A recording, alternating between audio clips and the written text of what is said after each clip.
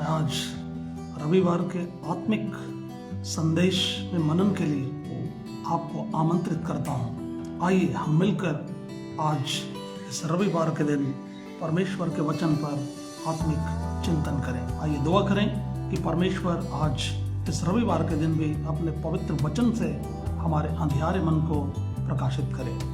परमेश्वर पिता, हम आपको धन्यवाद देते हैं आज के पवित्र विश्राम वार के लिए।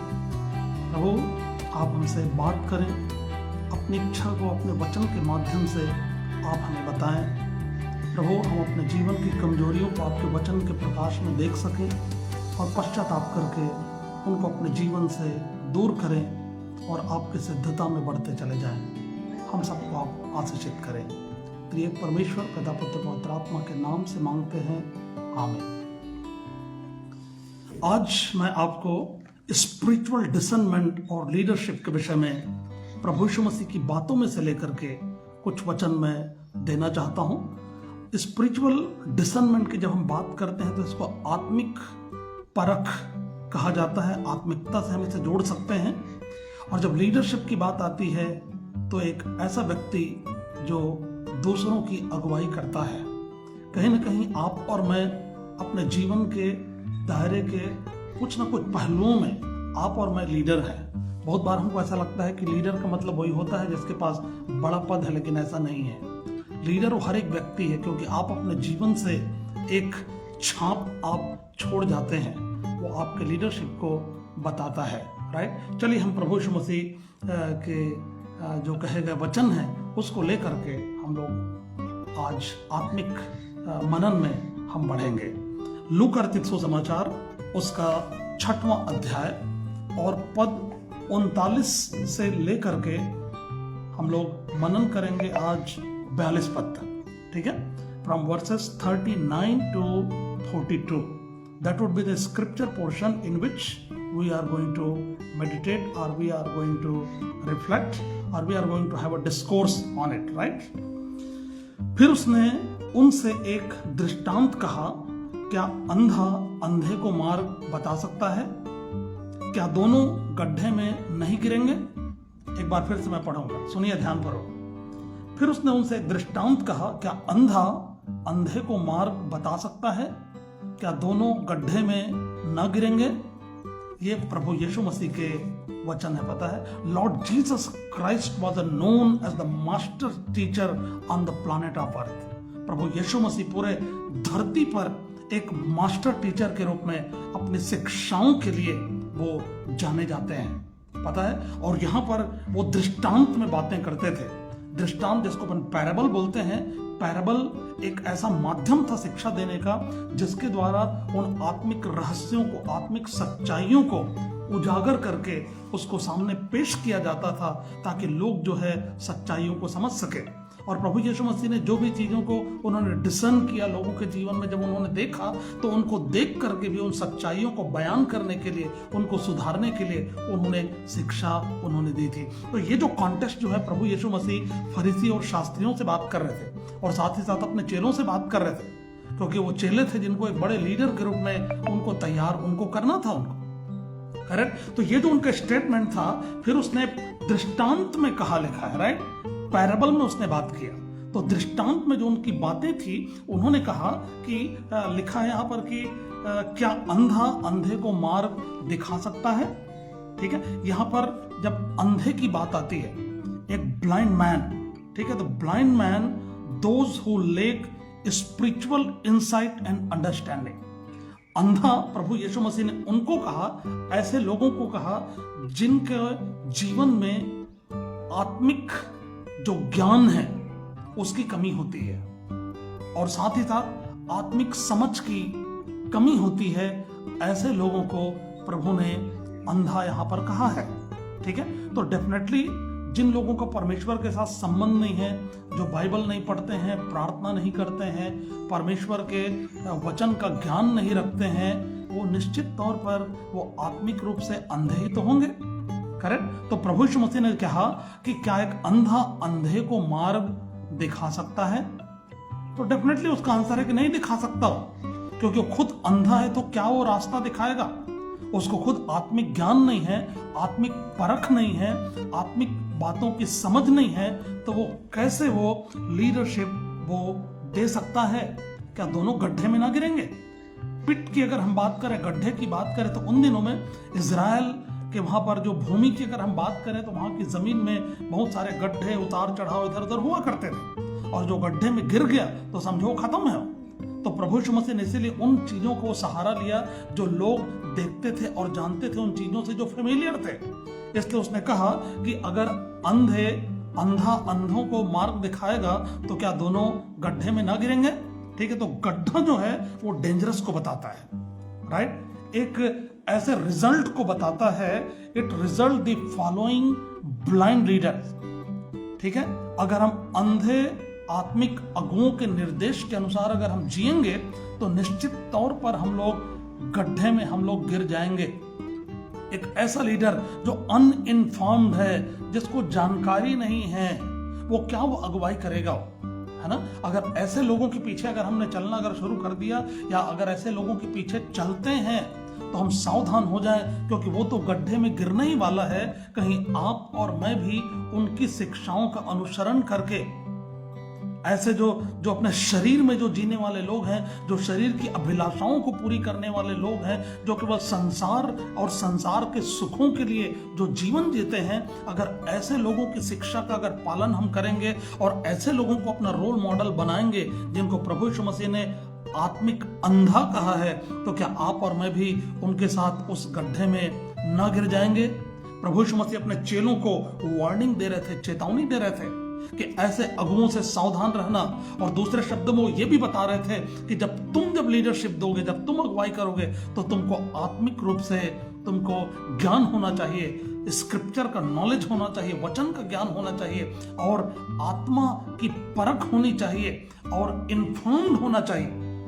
ठीक है, तुम्हारे पास नॉलेज होना चाहिए ताकि तुम दूसरों को अगुवाई कर सको, राइट? तो importance of godly leadership, what is the importance of godly leadership? The leader must be spiritual sighted, spiritually sighted. इसका मतलब यह है कि एक अगुवा जो है आत्मिक रूप से दृष्टि पाया हुआ हो, है ना? वो आत्मिक रूप से चीजों को देखता हो, वो समझता हो, उसका जो दृष्टिकोण है संसार के लोगों से अलग होना चाहिए। किसी भी तथ्य के ऊपर, किसी भी सच्चाई के ऊपर, किसी भी मनुष्य के ऊपर, किसी भी फैसले लेने के ऊपर वो स्पिरिचुअली इनसाइट उसका मजबूत उसका होना चाहिए। ठीक है, तो leader must be spiritually sighted and grounded in scripture. वचन का ज्ञान होना चाहिए उनको, है ना? तो अगर आप वचन के पढ़ने वाले ही नहीं हैं, तो आप कैसे आप स्पिरिचुअल लीडर बन सकते हैं? आज के वर्तमान समय में बहुत सारे लोग हैं जो अपने आप को स्पिरिचुअल लीडर तो बोलते हैं, है ना? लेकिन ना तो उनको आत्मिक ज्ञान है, ना परमेश्वर के वचन की गहन समझ है, क्योंकि परमेश्वर के वचन में जड़ ही नहीं उन्होंने पकड़ा है, परमेश्वर के वचन को पढ़ते ही नहीं है। करेक्ट? तो फिर वो किस तरह से वो लोगों की अगुवाई करेंगे? तो क्या उनका जीवन बिल्कुल वैसा ही नहीं होगा उन आत्मिक अगुओं की तरह, जिनको प्रभु यीशु मसीह ने कहा कि क्या एक अंधा अंधे को अगुवाई कर सकता है, लीड कर सकता है? क्या दोनों गड्ढे में ना गिरेंगे? तो विनाश में जा ही रहा है, लेकिन उसके पीछे जो लोग उसको देख करके आ रहे हैं, उनको भी वो अपने साथ गड्ढे में वो गिराने वाला है, राइट? एक स्पिरिचुअल लीडर है वो जो है, he is guided and control by the Holi spirit. वो पवित्र आत्मा के द्वारा वो मार्गदर्शन पाता है, और पवित्र आत्मा के द्वारा वो नियंत्रित होता है। वो एक आत्मिक अगुवा होता है, और एक ऐसा अगुवा जो है वो सही अगुवाई कर सकता है, और परमेश्वर के लोगों के लिए वो आशीष का वो कारण बन सकता है, और परमेश्वर की इच्छा को अपने जीवन में वो पूरी करके एक ऐसे वो लेगेसी को छोड़ सकता है जो हमेशा के लिए वो याद किया जाएगा, और हमेशा उसकी तारीफ की जाएगी, उसकी बड़ाई की जाएगी, और लोग उसको अच्छा बोल करके ही याद करेंगे, एक आत्मिक अगुवे के रूप में उसको याद करेंगे। करेक्ट? अगले पद को अगर हम पढ़ें, पद उसके 40 को, तो चेला अपने गुरु से बड़ा नहीं, परंतु जो कोई सिद्ध होगा वो अपने गुरु के समान होगा। प्रभु यीशु मसीह के जमाने में हम लोग जानते हैं कि जो टीचर जो थे, रब्बाई उनको बोला जाता था, and this rabbis were highly respected, highly educated. ठीक है, ये जो गुरु होते थे वो बहुत ज्यादा उनको आदर दिया जाता था, बहुत ज्ञान होता था इनके पास। ठीक है, तो एक जो चेला जो है वो अपने गुरु से बड़ा नहीं हो सकता है, लेकिन एक सिद्ध ज्ञान को पा करके कम से कम अपने गुरु के समान तो हो सकता है, right? You can be like your leader ना. अगर हम बात करें कि we are the follower of Lord Jesus Christ, हम यीशु मसीह के हम चेले हैं, we can not be greater than Lord Jesus Christ, but we can be like Jesus Christ. इसलिए तो प्रभु यीशु मसीह ने खुद कहा ना, सिद्ध बनो जैसा तुम्हारे स्वर्गीय पिता सिद्ध है, 5:48 मत्ती रचित सुसमाचार में. तो आप और मैं सिद्ध होने के लिए बुलाए गए हैं, उसके पद चिन्हों पर चलकर यीशु मसीह के वचनों का अपने जीवन में पालन करते हुए. पद 41 यहां पर लिखा है, हम लोग पढ़ते हैं कि तू अपने भाई की आंख के तिनके को क्यों देखता है और अपनी ही आंख का लट्ठा तुझे नजर नहीं आता. एक बार मैं फिर से पढ़ूंगा. प्रभु यीशु मसीह बोलते हैं, क्या तू अपने भाई के आंख के तिनके को क्यों देखता है और अपने ही आंख का लट्ठा तुझे नहीं सूझता. My dear friends, this is human tendency to focus on the minor faults of others while ignoring one's own shortcomings, which is serious level of sin, right? एक मानवी एक झुकाव है, मानवीय प्रवृत्ति है कि मनुष्य दूसरों की छोटी छोटी गलतियों को वो जल्दी वो नोटिस कर जाता है, परंतु अपने जीवन के उस बड़े उस ऐसे खतरनाक पाप और बुराई जिसमें वो जी रहा है, वो पाप उसको नजर नहीं आती है. इसलिए प्रभु यीशु मसीह ने ये दृष्टांत के द्वारा उसने बात किया और कहता है कि तू अपने भाई के आंख के तिनके को क्यों देखता है. क्या तुझे तेरे आंख में जो बड़ा सा लट्ठा है क्या वो नजर नहीं आता है. This is the call of spiritual self evaluation. ये प्रभु के द्वारा, वचन के द्वारा आज आपकी और मेरी बुलाहट है कि हम अपने आप को आत्मिक रूप से जांचें, परमेश्वर के वचन के प्रकाश में जांचें कि हम केवल दूसरों की छोटी छोटी गलतियों पर हम ध्यान देते हैं और अपने जीवन के खुद की बड़ी गलतियां और पाप हमको नजर नहीं आते हैं. अगर आज आप और मैं उन बड़ी बुराइयों में जी रहे हैं, एक ऐसे जघन्य अगर हम पाप में जी रहे हैं जो बहुत ही खतरनाक पाप है और केवल आप उसको जानते हैं, लेकिन उसके बाद भी केवल दूसरों की गलतियां आपको नजर आती है और आप सरेआम उसको दूसरों के सामने बदनाम करने का प्रयास करते हैं, जबकि खुद आप बड़े पाप में जी रहे हैं. आज की सुबह इस रविवार के दिन परमेश्वर आपको और मुझको सेल्फ इवैल्यूएशन के लिए भी बुलाता है कि हम इससे पहले कि दूसरों के ऊपर दोष लगाएं, हम एक बार अपने आप को भी तो झांक करके देखें कि आप और मैं कितने बड़े पाप और बुराइयों में हम जी रहे हैं. हमारे जीवन में कितनी सारी वो बुराइयां हैं जिनको हमको दूर करने की आवश्यकता है. तब प्रभु ने उसके बाद आगे कहा, उसने कहा, यदि जब तू अपनी ही आंख का लट्ठा नहीं देखता तो अपने भाई से कैसे कह सकता है कि हे भाई ठहर जा, तेरी आंख के तिनकों को मैं निकाल दूं. बिल्कुल सही है. प्रभु यीशु मसीह की जो वचन है, जो शिक्षाएं हैं, वेरी पावरफुल. वो कहता है कि जब तुझको खुद तेरी आंख का बड़ा सा लट्ठा नहीं दिखता, तेरे जीवन का पाप नहीं दिखता, तेरे जीवन की बुराई नहीं दिखती, तो तू दूसरों को कैसे बोल सकता है कि तू ये गलत कर रहा है, तो ऐसा मत कर. तो दूसरों को सुधारने क्यों चला है जब तो खुद पाप और बुराइयों में जीता है. रोमियो की पत्री अगर पढ़ें 2 अध्याय 1 से 3 पद में, तो संत पौलुस कहते हैं कि हे दोष लगाने वाले, तो कोई क्यों ना हो. ठीक है, अगर तू खुद दूसरों पर दोष लगाता है और अगर वही काम करता है, वही पाप करता है, तो उसमें और तुझमें क्या अंतर है. तुझे अधिकार नहीं है दूसरों के ऊपर दोष लगाने का. इसलिए तो अपने आप को पहले जांच ले और तब दूसरों पर दोष लगाना. हे कपटी, ऐसे लोगों को प्रभु यीशु मसीह ने कपटी कहा है. राइट?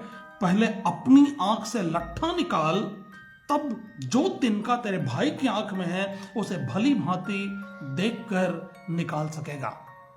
आज के दिन जब हम इस पवित्र विश्राम वार में हैं, तो परमेश्वर का वचन मेरे प्रियो आपको और मुझको संदेश देता है कि आइए हम सेल्फ इवैल्यूएशन करें. आइए हम अपने जीवन के उन पाप और बुराइयों पर हम पहले विचार करें और हम पश्चाताप करें, हम मन फिराएं. क्योंकि यहां पर प्रभु ने कहा कि हे कपटी, पहले तो अपनी आंख का लट्ठा निकाल. राइट? और तब तो दूसरों के ऊपर दोष लगाना. आइए हम लोग ह्यूमन टेंडेंसी क्या करें, आदम का वो करप्टेड नेचर जो हमारे अंदर आया है. आपको याद है जब आदम ने जब पाप किया, परमेश्वर ने पूछा कि तूने क्या वो फल खाया जिसको मैंने मना किया है. तो आदम ने जवाब दिया, नहीं मैंने फल नहीं खाया है. परंतु मुझे उस स्त्री ने जिसको तूने मेरे साथ रहने के लिए दिया है, उसी ने मुझको खिलाया और तब मैं खाया। उसने अपने पाप को स्वीकार नहीं किया, उसने परमेश्वर के ऊपर दोष लगाया, उसने स्त्री के ऊपर दोष लगाया। जब स्त्री से पूछा परमेश्वर ने क्या तूने ऐसा किया है, तो स्त्री ने कहा नहीं नहीं, सर्प ने मुझे बहका दिया। स्त्री भी अपने पाप को और अपने उस बुराई को, फेलियर को वो मानने के लिए वो तैयार वो नहीं थी। और हम उन्हीं आदम के तो संतान हैं, क्योंकि 5 अध्याय में जब आदम की वंशावली के बारे में लिखा है, तो जब आदम 120 वर्ष का हुआ तो आदम के ही स्वरूप और आदम के ही समानता में एक पुत्र उत्पन्न हुआ जिसका नाम उसने शेत रखा। तो हमारा बिगड़ा हुआ रूप, वही करप्टेड नेचर जिसमें आज आप और मैं जी रहे हैं, जिसमें हमको हमेशा दूसरों के दोष नजर आते हैं, हम दूसरों पर हम दोष लगाते हैं। लेकिन आज की सुबह मेरे भाइयों और मेरी बहनों, परमेश्वर आपको और मुझको आह्वान करता है, परमेश्वर आपको और मुझको बुलाता है कि हम ऐसे लोग बने जो परमेश्वर के आत्मा के नियंत्रण में होकर के चलें। आत्मिक ज्ञान हमारे अंदर हो ताकि हम दूसरों को सही मार्गदर्शन कर सकें। कहीं ऐसा ना हो कि हम आत्मिक अंधेपन में जी रहे हैं, हमको वचन का ज्ञान नहीं है और हम तो खुद गड्ढे और पाप में गिरने वाले हैं और दूसरों को भी हम पाप में हम लोग गिरा करके उनके जीवन को नाश करने वाले हैं। क्या हम लोग ऐसा जीवन हम जी रहे हैं? परमेश्वर चाहता है कि हम अपने आंख के लट्ठे को हम निकाल लें, तब हमको तिनका जो है नजर हमको आएगा अपने भाई का और हम दूसरों को गाइड कर सकेंगे ताकि वो सही रास्ते पर चलें। परमेश्वर आपको और मुझको आशीष दे और मेरी सहायता करे और आपकी सहायता करे कि हम अपने जीवन के पाप को पहचान कर उसको छोड़ें, उसको दूर करें, पश्चाताप करें और तब कहीं दूसरों के ऊपर हम लोग दोष लगाने की हिम्मत रखें, क्योंकि प्रभु ने कहा है कि दोष मत लगाओ कि तुम पर भी दोष लगाया जाए। इसलिए हमेशा एक प्रार्थना आपको और मुझको करनी चाहिए। जो आरंभिक कलीसिया में जो चर्च के जो संत हुआ करते थे, उन्होंने उस प्रार्थना को इंट्रोड्यूस उन्होंने किया था। क्या प्रार्थना थी आप जानते हैं? वो प्रार्थना ये थी कि हे प्रभु यीशु मसीह, परमेश्वर के पुत्र, मुझ पापी पर दया कर। क्या आप मेरे साथ प्रार्थना करेंगे?